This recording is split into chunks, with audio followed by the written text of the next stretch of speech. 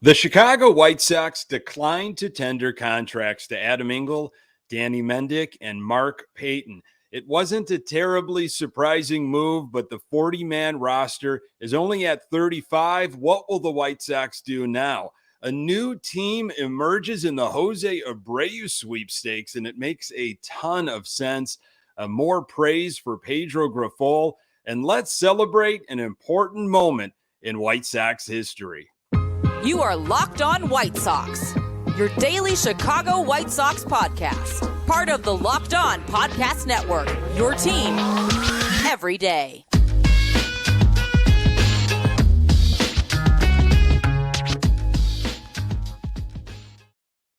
Hey, Sox fans, welcome to Locked On White Sox. Thank you for making Locked On White Sox your first listen each and every day. We're free and available on all platforms. Follow us on Twitter at Locked On Sox. Also subscribe to our YouTube channel.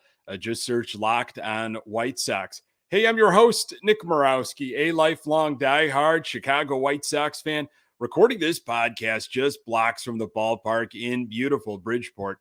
You can find me on Twitter at Nick_GGTV. Really appreciate you letting me steal some of your time to talk White Sox. Locked On White Sox is part of the Locked On Podcast Network, your team every day. The richest contract in White Sox history was given out on this date, November 21st, 3 years ago. In the realm of almost impossible, could the White Sox really land Xander Bogaerts? And Jose Abreu might very well head west, as the Chicago White Sox have made some decisions. So this past Friday, November 18th, the White Sox did not tender contracts to Adam Engel, Danny Mendick, and Mark Payton. Talked about it in the most recent Locked On White Sox episode that it wouldn't be a surprise if the White Sox did not tender a contract to Adam Engel. A little surprised about the Danny Mendick situation. However, there are so many infielders, especially second basemen, on this roster. This was from Lamont Pope from the Chicago Tribune. Had this quote from Rick Hahn. This is what he had to say about what transpired on Friday. Quote, "We appreciate all that Adam and Danny did for our organization in 2022 and during prior seasons. As we have said at other times, a lot of consideration and analysis goes into the club deciding to forego the arbitration process and instead engage with players and their representatives as free agents. Our plan is to stay in contact with all three players and evaluate their ongoing fit with our club as we move forward through this offseason," end quote.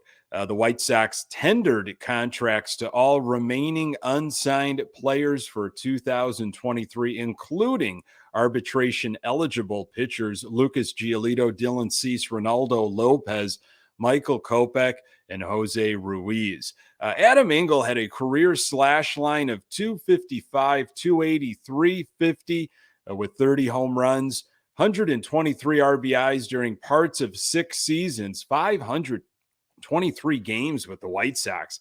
He played in 119 games, had 60 starts in 2022, slashed 224, 269, 310 with 2 home runs, 17 RBIs, 32 runs, and 12 stolen bases.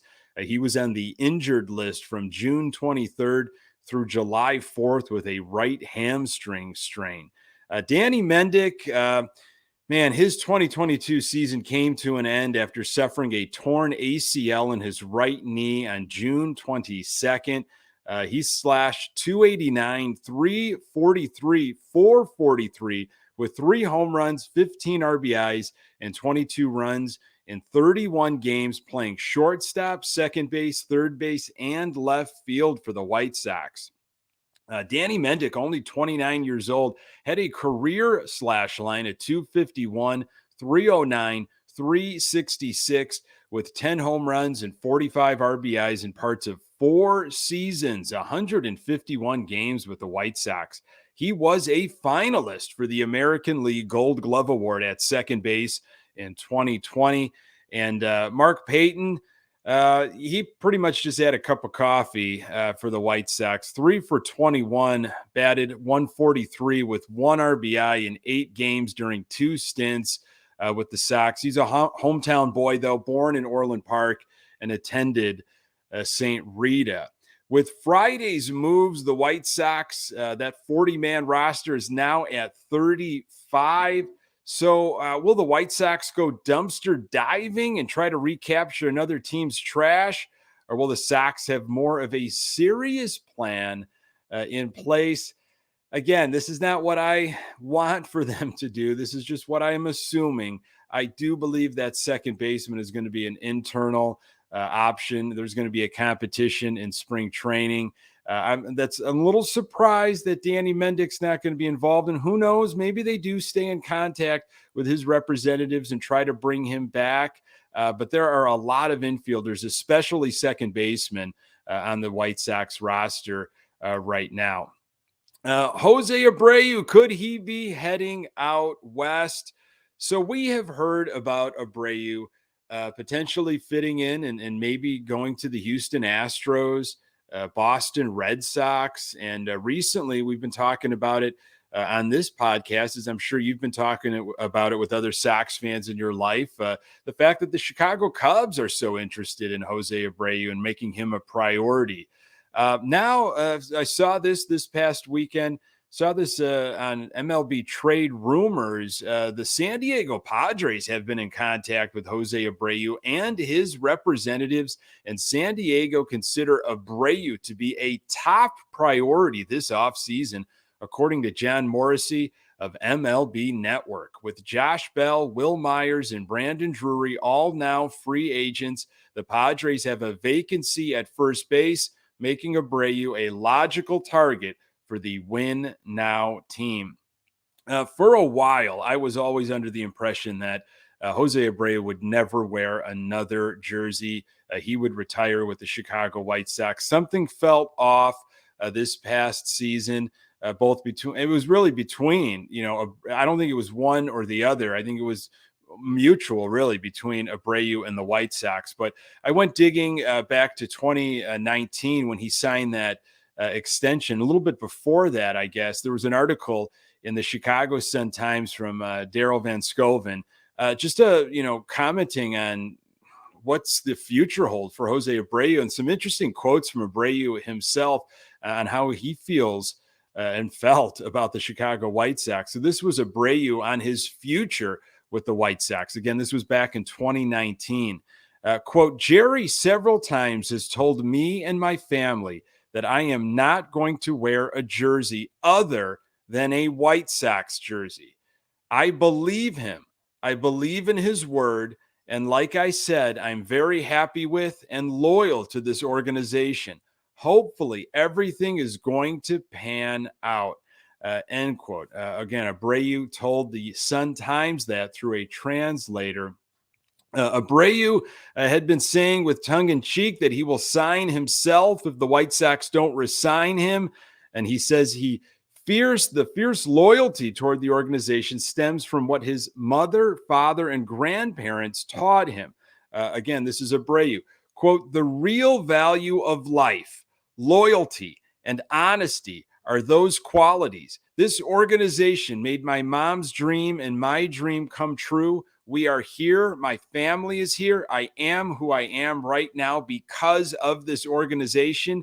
And for me, that's what matters. That comes from my family. They taught me that, and it stood with me, end quote.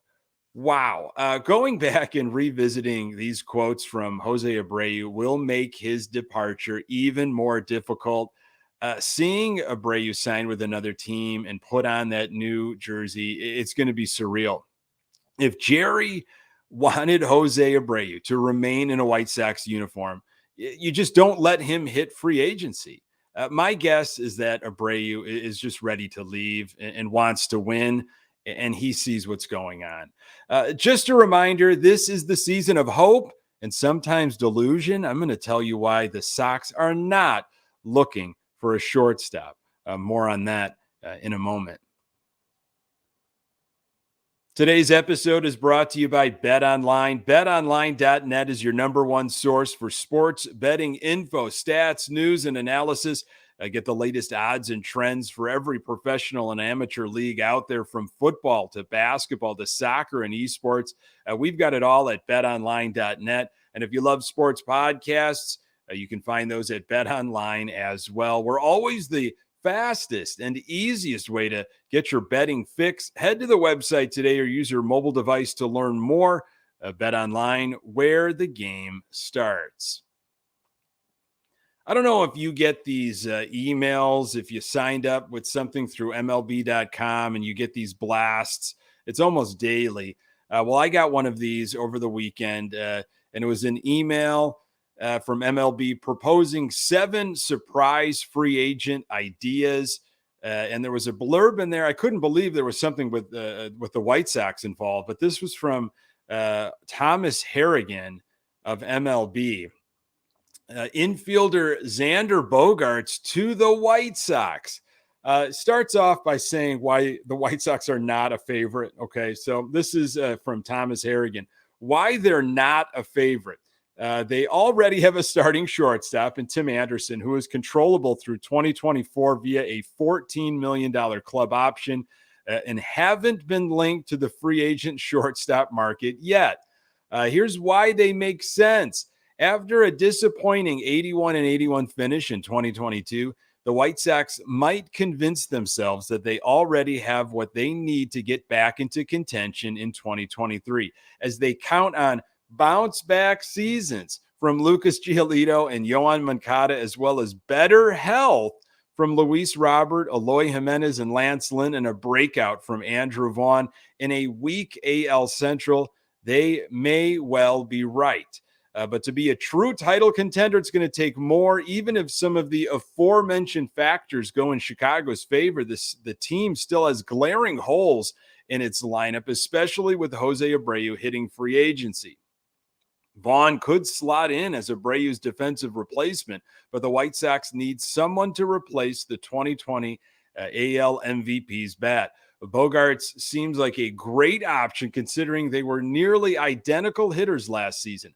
Abreu hit .304 with 15 home runs, 40 doubles, and 133 OPS plus over 157 games for the White Sox, while Bogaerts put up a .307 average with 15 homers, 38 doubles, and a 131 OPS plus in 150 games for the Red Sox. The difference between them is that Bogaerts is almost 6 years younger and provides much greater defensive value. The White Sox may decide to pursue lower profile options at second base and hope for the best when it comes to their holdovers. But this is the type of money they should be thinking about if they're serious about a deep October run, assuming they can convince Bogaerts or Anderson to move to second base. Hey, I get it. It is difficult to find and create content in the offseason, and I give this gentleman a lot of credit coming up with something, some clickbait. You know, as a Sox fan, hey, this is interesting. I want to hear what he has to say. And I think the quote from this article, hope for the best when it comes to their holdovers, that might be the most White Sox part of that whole blurb. I mean, if the Sox are serious about a deep October run, they've got to look at pitching. They've got a lot. They should be throwing their money and looking at free agency in a lot of different ways than Xander Bogaerts. But it's out there. It's bizarre. It's worth the mention, I guess. Continued praise for Pedro Grifol continues to pour in. This time it's from Salvi Perez. This was a Scott Merkin article on WhiteSox.com. This is from Perez. Quote, he always said, good players make good coaches. He always told me that, but I think it's the opposite, Perez said. I think good coaches make good players, and he's the best. That's why today I can say that it's kind of like I'm here because the way Pedro helped me and the way he talked to me and the relationship I have with him. He always taught me the right way. Today I can say he helped me a lot. When I got the opportunity to meet Pedro for the first time, after that, he's been kind of like my dad, Perez said. He's helped me with anything. So that's the kind of our relationship. I've got 5 gold gloves, and I think 4 of them are because of Pedro, the way he kind of worked with me, the way he always was talking to me, like keeping your head in the game, situations, staying on top of it, even in the off season. He meant a lot to me. I appreciate him for all of the things. I love him a lot. I love his family. I call Pedro's daughters, I call them like my little sister. We have a good relationship, Perez said, but it's part of the game. It's part of the business, and I'm happy for him. I know his dream was to be a manager in the big leagues, and he did it. So now it's going to be emotional. I hope I can go give him a hug, tell him I love him, and come back and try to beat the White Sox, end quote. That is some high praise from a very good player, a guy we are all far too familiar with. Now, what is this roster going to look like? And will the players buy into Pedro Grifol's message and produce, of course, at the accustomed levels, stay healthy, all of this hope stuff? A lot has got to go right. It's what the organization is banking on. 3 years ago, the Chicago White Sox had a plan and got their man. I'm going to tell you why the signing of Grandal was so important. More on that in a moment. Today's episode is brought to you by Simply Safe. If you've thought about securing your home with home security but have been putting it off, you'll want to listen up. Right now, Locked On White Sox listeners can order the #1 rated Simply Safe home security system for 50% off. This is their biggest offer of the year, and you won't want to miss it. Did you know that over the holidays, property crimes like burglaries and package theft spike nationally? That's why our friends at Simply Safe Home Security are offering 50% off their award-winning security system so that more families can feel safe and secure this holiday season. Order your Simply Safe system for half off today and enjoy advanced security and greater peace of mind this holiday season. In an emergency, 24/7 professional monitoring agents use Fast Protect technology exclusively from Simply Safe to capture critical evidence and verify the threat is real so you can get priority police response. Simply Safe is whole home security with advanced sensors for every room, window, and door, HD security cameras for inside and out, smarter ways to detect motion that alert you only when a threat is real, and even hazard sensors that detect fires, floods, and other threats to your home. 24/7 professional monitoring service costs less than $1 a day, less than half the price of ADT's traditional professionally installed system. With the top-rated Simply Safe app, stay in complete control of your system. Anytime, anywhere, arm or disarm, unlock for a guest, access your cameras, or adjust system settings. Get 50% off any new Simply Safe system at simplysafe.com/LockedOnMLB today. This is their biggest discount of the year, so don't wait. That's simplysafe.com/LockedOnMLB. There's no safe like Simply Safe.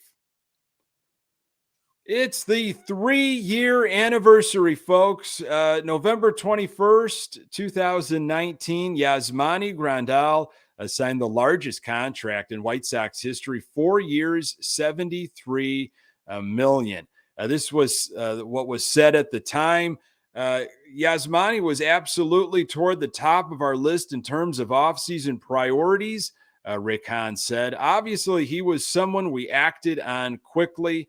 Grandal is such a quality guy, Kenny Williams said at the owners' meetings in Arlington, according to ESPN's Jeff Passan. And for him to understand our messaging, our goals, our path, and to say, I want to be part of that, and I'm going to commit to it early so we can move on to the next thing heading into the winter meetings, just shows you what kind of character we're talking about. Everything we learned from that meeting reinforced what we had learned about Grandal from afar and through various sources, Rick Hahn said.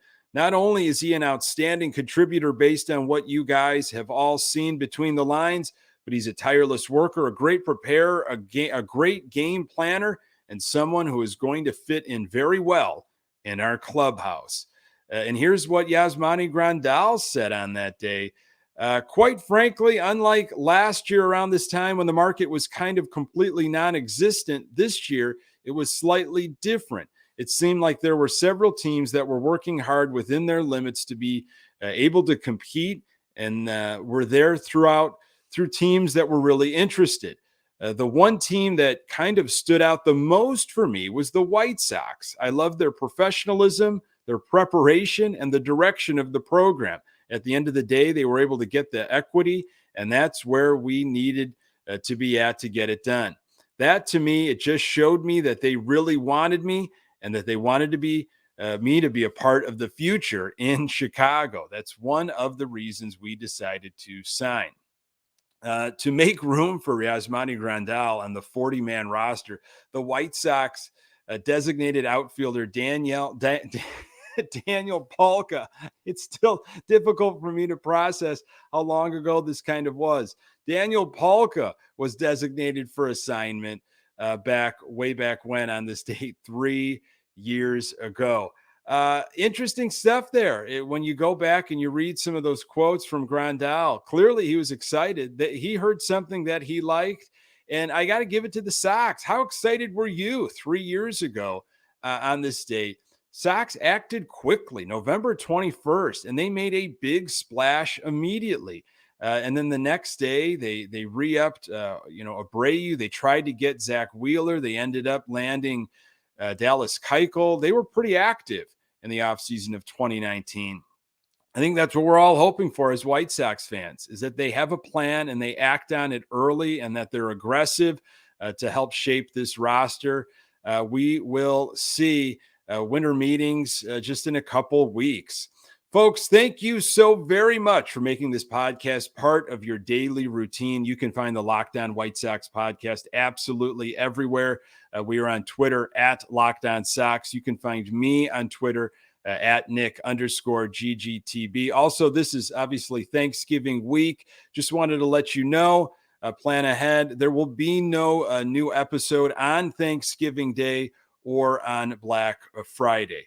Thank you, folks, so much for making Locked On White Sox your first listen. For your next listen, check out the Locked On Sports Today podcast, the biggest stories of the day, plus instant reactions, big game recaps, and the take of the day, available on the Odyssey app, YouTube, and wherever you get your podcasts. Coming up on the next episode, I'll continue to examine offseason White Sox scenarios as the Sox go full steam ahead with the Pedro Grifol era. Really appreciate you making time for the Locked On White Sox podcast. I'm Nick Morawski, and until next time, go Sox.